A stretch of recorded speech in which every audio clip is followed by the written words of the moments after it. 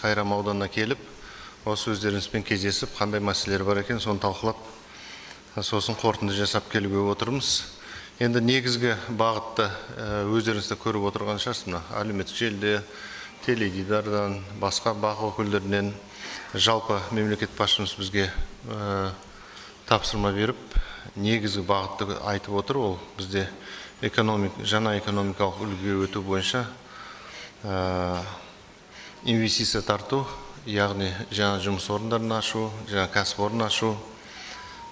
Инвестиция жай ғана сөз емес, оның артында үлкен жұмыс тұр. Ол дегеніміз біраз кәсіпкерлі, осына тұрғындарымызға жұмыс беру, және де оларға жұмыс істеп үйрету. Қазіртында Қазақстанда бірінші бізде жаңбырлатып суғару технологиясын іске қостық. Оған оцинковка дейді, гальванизация, олысында қосып отырмыз. Және де 2 заводты қазір іске қостық. Су үнемдеу технологиясы бойынша тамшылықты суғару.